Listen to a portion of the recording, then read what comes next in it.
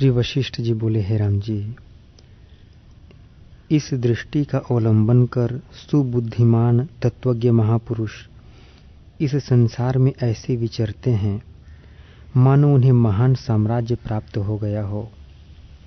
वे लोग न तो अशुभ के लिए शोक करते हैं और न शुभ की कामना करते हैं, अतएव वे उनके साधनों की भी याचना नहीं करते।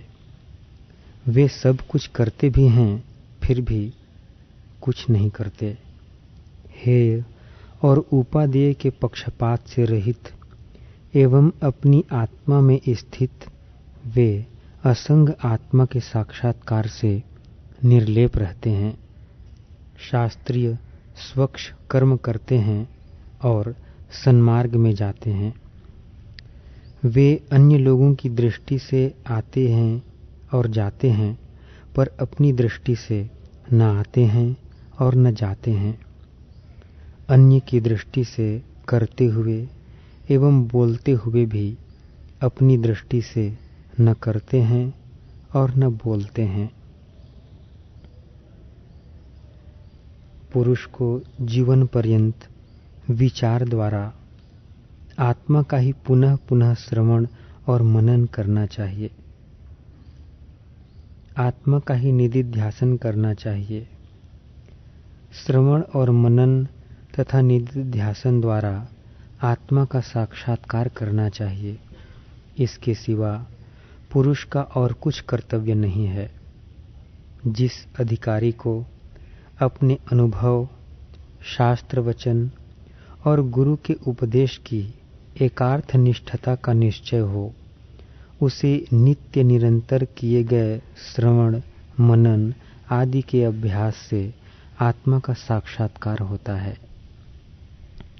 शास्त्र और उसके अर्थ की अवहेलना करने वाले तत्वज्ञानी पूज्य पुरुषों की उपेक्षा करने वाले मूढ़ों की तुलना को कभी भी प्राप्त न हो, चाहे कितने ही बड़े क्लेश क्यों न भुगतने पड़े। पृथ्वी में मनुष्यों को ज्वर आदि शारीरिक क्लेश से, विष से, आपत्तियों से और मानसिक चिंताओं से वैसा क्लेश नहीं होता जैसा कि अपने शरीर में स्थित एक मूर्खता से क्लेश होता है। हे राम जी,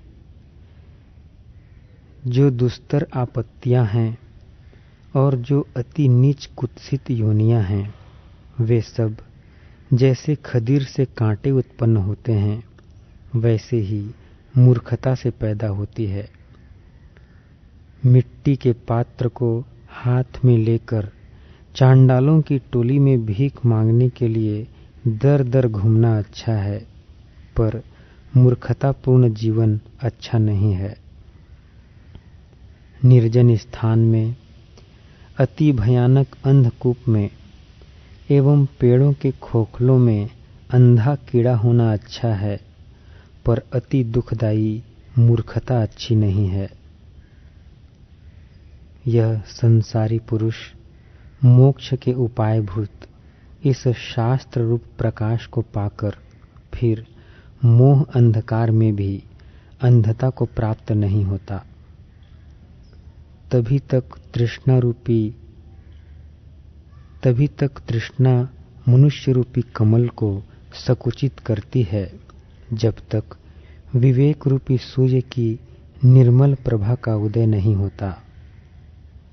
हे राघव, संसार दुख से छुटकारा पाने के लिए मेरे सदृश आत्मियों के साथ गुरु उपदेश और शास्त्र के प्रमाण से अपने स्वरूप को जानकर जैसे इस संसार में जीवन मुक्त हरि हर आदि विचरण करते हैं और जैसे अन्यान्य जीवन मुक्त महर्षि विचरण करते हैं, वैसे ही आप भी विचरण कीजिए। हे रघुकुल तिलक, इस संसार में अनंत दुख हैं। सुख तिनके के टुकड़े के बराबर बिल्कुल ही नगण्य है। इसलिए दुखों से सराबोर सुखों से कभी भी आदर नहीं करना चाहिए। ज्ञानवान पुरुष को पुरुषार्थ की सिद्धि के लिए जो वस्तु असीम और क्लेश लव विरहित है, उस ज्ञान रूप वस्तु को प्रयत्न पूर्वक प्राप्त करना चाहिए। हे राम जी, वे ही सज्जन परम पुरुषार्थ के भाजन हैं और वे ही पुरुष श्रेष्ठ हैं जिनका सर्वोत्कृष्ट वस्तु में लीन मन परम शांत है। जो दुरात्मा राज्य आदि सुखों में उत्तम भोगों के आस्वाद मात्र से संतुष्ट हैं, उन्हें आप अंधे मेढक समझिए।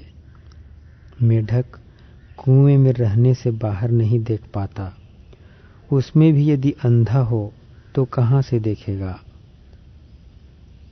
जो लोग वंचक, प्रबल दुराचारियों, वैश्विक सुखों का भोग करने वाले और मित्र जैसे दिखाई देने वाले वास्तव में शत्रुओं पर आसक्त हैं, वे लोग संकट से संकट को, दुख से दुख को, भय से भय को और नरक से नरक को प्राप्त होते हैं। वे लोग मूर्ख हैं और अज्ञान से उनकी बुद्धि मंद पड़ गई है। सुख के पश्चात दुख होता है और दुख के पश्चात सुख होता है। घटी यंत्र के समान लगातार भ्रमण कर रहा पुरुष पुनः पुनः सुख और दुख को प्राप्त होता है। अतः यह संसारी पुरुष कभी विश्रांति को प्राप्त नहीं होता। सुख और दुख की अवस्था बिजली की चमक के समान क्षणभंगुर है। हे राम जी, जो लोग आपके सदृश वैराग्य युक्त, सम्यक विवेकी और महात्मा हैं, भोग और मोक्ष के एकमात्र भाजन वे पुरुष वंदनीय हैं। परम विवेक का अवलंबन कर वैराग्य और अभ्यास से आपत्ति रूप यह भीषण संसार नदी पार करनी चाहिए। विष के समान तीव्र मूर्छा देने वाले इस मिथ्याभूत वंचनोपायों में नहीं सोना चाहिए। इस संसार को प्राप्त कर जो पुरुष अवहेलना से रहता है, वह जल रहे तृणमय घर के विस्तार में गहरी नींद सोता है। इस लोक में जब पुरुष को मोक्ष के उपाय के विचार में प्रवृत्ति होती है, तब वह शीघ्र ही मोक्ष भागी कहा जाता है। हे राम जी, विनाश रहित, किसी प्रकार की अशुभ आशंका से रहित, स्वस्थता युक्त एवं विशिष्ट भ्रम से रहित सुख केवली भाव के बिना तीनों भुवनों में कहीं नहीं है। स्वर्ग आदि विनाशी हैं, उनमें पतन की शंका सदा बनी रहती है और दूसरे के उत्कर्ष में चित्त अस्वस्थ भी बना रहता है। इसलिए केवली भाव ही पुरुषार्थ है। प्रवृत्ति होने पर केवली भाव की प्राप्ति होती है। केवली भाव की प्राप्ति होने पर क्लेश नहीं होता। हे राम जी, न धन संपत्ति उपकार करती है, न मित्र उपकार करते हैं और न बंधु बांधव ही उपकार करते हैं। न प्रणाम आदि, न तीर्थ यात्रा आदि, न उपवास तीर्थवास उपकार करते हैं। केवल एकमात्र श्रवण, मनन तथा निधिध्यासन रूप पुरुष प्रयत्न से साध्य साक्षात्कार से वह पद प्राप्त किया जाता है। देह, इंद्रिय आदि से आत्मा का पृथक्करण रूप विवेक मात्र से प्राप्त होने वाला एवं श्रवण मनन निधिध्यासन से विचार और एकाग्रता से निश्चय करने के योग्य वह उत्तम पद विषयों का त्याग कर रहे पुरुष द्वारा प्राप्त किया जाता है। सुख सेव्य आसन पर बैठे हुए और स्वयं उसका विचार कर रहे पुरुष को उक्त पद प्राप्त करके न तो शोक होता है और न फिर वह उत्पन्न ही होता है। स्वर्ग और मनुष्य लोक में संपूर्ण भावों के विनाशशील होने से जैसे मृग तृष्णा में जल नहीं होता, वैसे इन दोनों में सुख है ही नहीं। इसलिए शांति और संतोष का एकमात्र साधन मन की विजय का विचार करना चाहिए। उससे परमात्मा में एक रसता रूप आनंद प्राप्त होता है। राक्षस, दानव, देवता या मनुष्य को बैठते, चलते, गिरते, घूमते मन की विजय से उत्पन्न तथा विकसित शांति रूप पुष्पों से युक्त विवेक रूपी उत्कृष्ट वृक्ष का फल परम सुख प्राप्त करना चाहिए।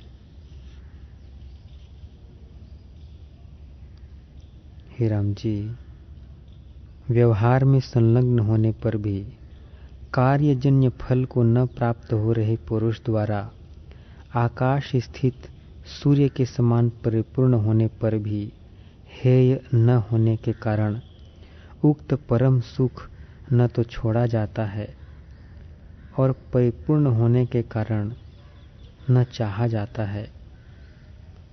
जैसे आकाश स्थित सूर्य द्वारा परिपूर्ण होने पर भी कल्प वृक्ष का फल हेय न होने के कारण नहीं छोड़ा जाता और परिपूर्ण होने के कारण वे उसकी अभिलाषा भी नहीं करते, वैसे ही यहाँ भी समझना चाहिए। प्रशांत, अति निर्मल, विश्रांति सुख से पूर्ण, भ्रम रहित, स्पृहा रहित और अभिष्ट शून्य मन न तो किसी वस्तु की अभिलाषा करता है और न किसी का त्याग करता है। हे राम जी, सुख की आशा रूप तृष्ण ताप के तुल्य दोष दशा से दीर्घ संसार रूपी मरुमंडली शम से चंद्रमा की प्रभा के समान शीतलता को प्राप्त होती है। शम से कल्याण प्राप्त होता है। शम परम पद है। शम शिव है। शम भ्रांति का निराश है। शम से तृप्त, शीतल और निर्मल आत्मा वाले एवं शम से जिसका चित्त विभूषित है, उसका शत्रु भी मित्र बन जाता है। जिन सज्जनों के हृदय रूपी कमल कोशों में शम रूपी कमल विकसित है, दो हृदय कमल वाले वे लोग भगवान श्री विष्णु के तुल्य हैं। हे राम जी, जो विविध दुख हैं, दुःसह तृष्णाएं हैं और दुष्ट मानसिक चिंताएं हैं, वे सब शांत चित्त वाले पुरुषों में इस प्रकार नाश को प्राप्त होते हैं, जैसे कि अनेक सूर्यों के प्रकाश में अंधकार विनष्ट हो जाता है। शांत शमवान पुरुष के दर्शन से सब प्राणियों का मन जैसी कौतुकपूर्ण प्रसन्नता को प्राप्त होता है, चंद्रमा के दर्शन से वैसी प्रसन्नता प्राप्त नहीं होती। शांति युक्त और सब प्राणियों में प्रेम करने वाले सज्जनतम पुरुष में परम तत्व स्वयं ही प्रसन्नता को प्राप्त होता है। हे राम जी, जैसे प्राणियों का अपनी माता पर विश्वास होता है, वैसे ही क्रूर, कुटिल और मृदु सब प्राणियों का शमवान पुरुष पर विश्वास होता है। पुरुष को इंद्र पद प्राप्त होने पर अमृत के पान से और भगवान विष्णु का पद प्राप्त होने पर वैसा सुख प्राप्त नहीं हो सकता जैसा कि शम से अंतःकरण में सुख प्राप्त होता है। शमवान पुरुष का न पिशाच, न राक्षस, न दैत्य, न शत्रु, न बाघ और सांप कोई भी द्वेष नहीं करते। जैसे बाण हीरे को नहीं छेद सकते, वैसे ही उत्कृष्ट शमरूपी अमृत कवच से जिसके संपूर्ण अंग प्रत्यंग सुरक्षित है, उसे संपूर्ण दुख पीड़ित नहीं कर सकते। अपने राजमहल में विराजमान राजा को भी वह शोभा प्राप्त नहीं हो सकती जो शोभा स्वच्छ और शम से शोभायमान समबुद्धि से युक्त पुरुष को प्राप्त होती है। शांत अंतःकरण वाले पुरुष का दर्शन कर मनुष्य को जो अलौकिक आनंद होता है, वह आनंद अपने प्राणों से भी प्रियतर जन को देखकर नहीं होता। इस संसार में जो महात्मा श्रम से शोभित एवं सब लोगों द्वारा प्रशंसित समवृत्ति से सबके साथ सुंदर बर्ताव करता है, उसी का जीवन सार्थक है, दूसरे का नहीं।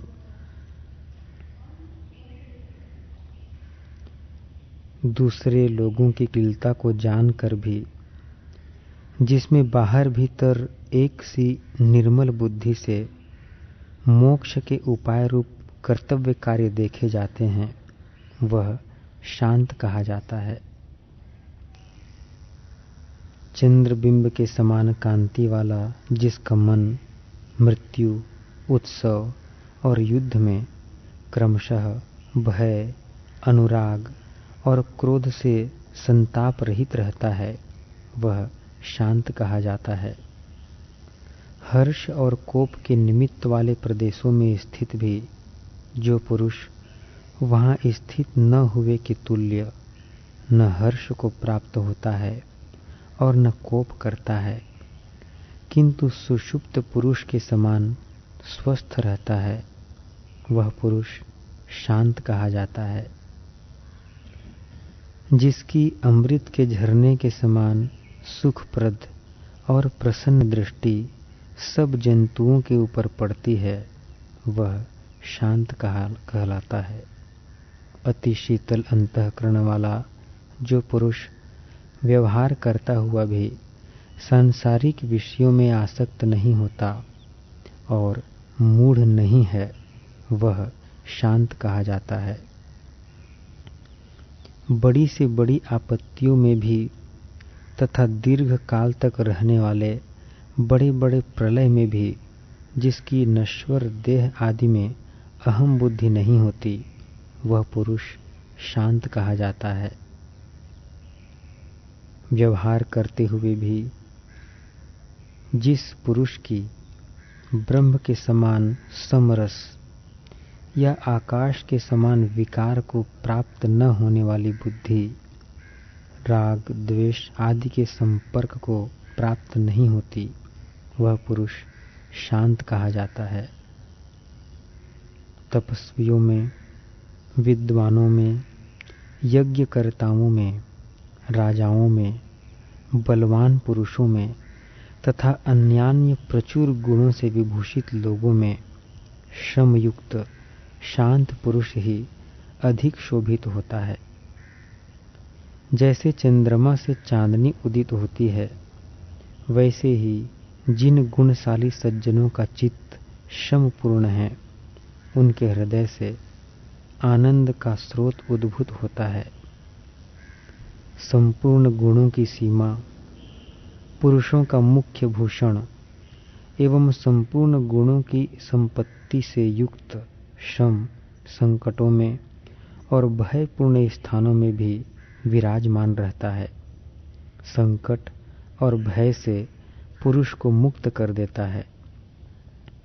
हे रघुनंदन, दूसरों के द्वारा न चुराया जा सकने वाला तथा पूज्य जनों द्वारा बड़ी सावधानता से सुरक्षित परम साधनभूत श्रमरूपी अमृत के अवलंबन से अनेक महानुभाव जिस क्रम से परम पद को प्राप्त हुए हैं, आप भी सिद्धि के लिए उसी क्रम का अवलंबन कीजिए।